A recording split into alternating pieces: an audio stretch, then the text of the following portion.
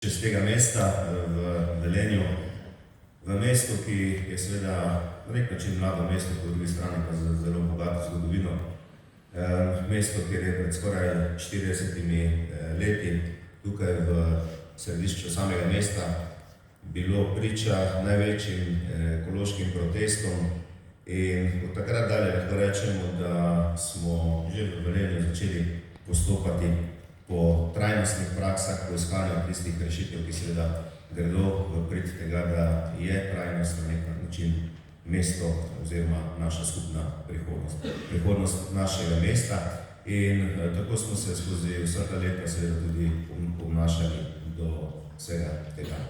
Ne glede na aktivno premogovništvo se zavedamo, da je seveda trajnost ena izmed tistih vsakodnevnih sprememb, ki jo moramo vnašati v našo družbo.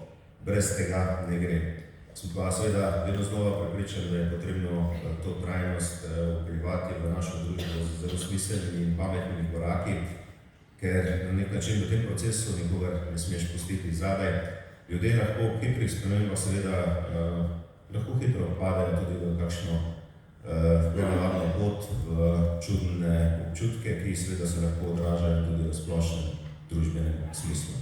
Zato je vsak korak, ki ga naredimo, potrebno narediti predvsem v tej smeri, da ljudje to sprejmejo, da ljudje to občutijo in da ljudje to v nadaljevanju tudi živijo.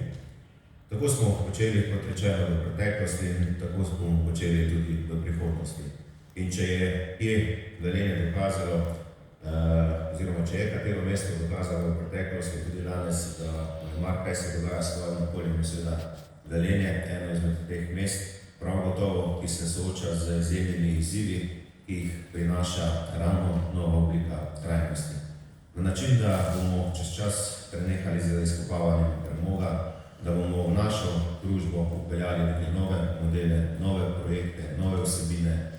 Že pravzaprav v teh dneh oddajamo projekte v višini 54 milijonov evrov, kar na nek način dokazuje, da smo zelo resno vzeli celotno sliko. Še posebej smo pa ponosni na to, da smo kljub, lahko rečemo, močnemu industrijskemu značaju vse skozi ohranjali naše okolje, da smo skrbeli za zelene površine in da smo konec koncev tudi zaradi tega prepoznani kot mesto, ki je letos zeleni mini ambasador, če lahko uporabim ta izraz, Evropske unije, ki je vključeno v misijo slabih podnebno nevtralnih in pametnih mest. In mesto, ki je konec koncev v vseh teh zadnjih letih prejelo mnogo nagrad, tudi zaradi vsebin, zelenih vsebin, ki jih umeščamo v naš prostor. Zato sem vesel, da bomo danes lahko izmenjali primere dobrih, pa verjetno tudi primere manj dobrih praks, da bo lahko vsakdo dal kritično oceno, kje danes kot družba smo in predvsem, kam kot družba želimo priti. Kakšni so ti ukrepi, kakšni so cilji in seveda, kakšni so predvsem naslednji koraki. Zato se veselim tega dneva, veliko lepih in prijetnih zgodb bomo slišali, pa verjetno tudi kakšno manj prijetno, iz katerih se pa seveda moramo predvsem naučiti, zato da bomo jutri še boljši.